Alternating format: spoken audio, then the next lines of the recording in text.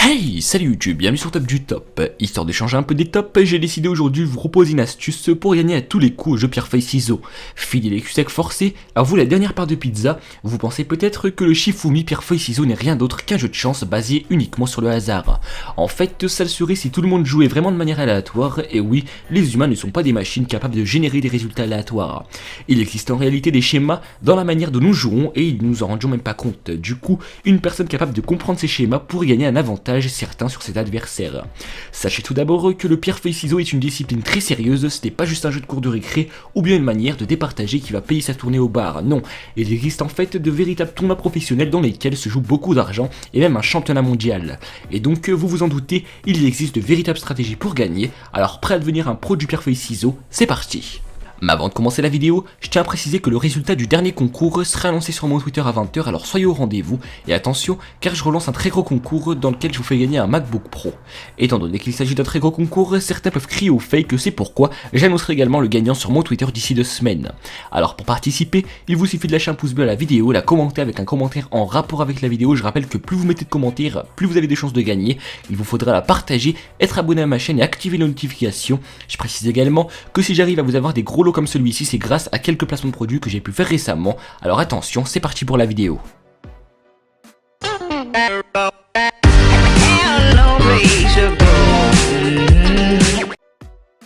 Il existe déjà quelques astuces basiques sur le web pour prédire les mouvements de votre adversaire et agir en conséquence en observant la forme de ses mains juste avant qu'il lance son mouvement. Par exemple, une main légère, crispée annonce souvent une pierre, tandis qu'une main détendue sera probablement une feuille. Cependant, il devient très facile pour l'adversaire de vous leurrer pour peu qu'il connaisse l'astuce et qu'il fasse attention à sa gestuelle.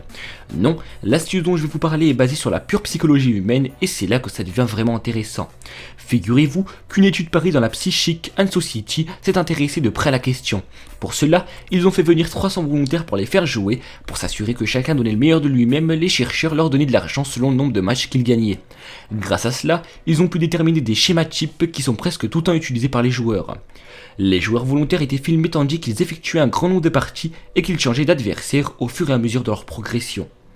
Premier constat, les joueurs avaient tendance à répéter un mouvement gagnant alors qu'au contraire, ils ne reproduisaient pas un mouvement qui les avait fait perdre. En clair, si vous perdez, il vaut mieux enchaîner par le mouvement qui aurait battu votre adversaire, tandis que si vous gagnez, vous devriez plutôt faire le geste non utilisé à la manche précédente.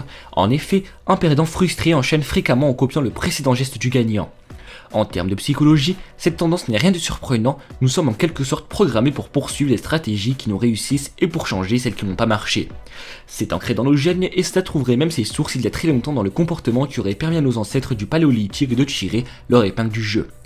Préserver dans les stratégies gagnantes, abandonner ce qui ne marche pas, ça paraît juste logique et pourtant dans le cas de ce jeu, ce comportement est totalement irrationnel puisqu'on sait bien que les circonstances pourraient être complètement différentes à la manche suivante. Par exemple, on observe que les gens ont très souvent tendance à ouvrir le match en faisant un pierre pour leur premier mouvement, surtout chez les individus de sexe masculin qui sont plutôt prévisibles à ce niveau-là. Il s'agit d'un geste offensif, l'un des plus faciles à faire intuitivement, et c'est donc celui qui est le plus fréquemment utilisé. Les ciseaux en revanche est l'un des gestes les moins utilisés, gardez cela en tête quand vous jouez, si vous êtes à court d'idées et que vous ne savez pas quoi jouer, jouez papier, statistiquement vous avez plus de chances de gagner.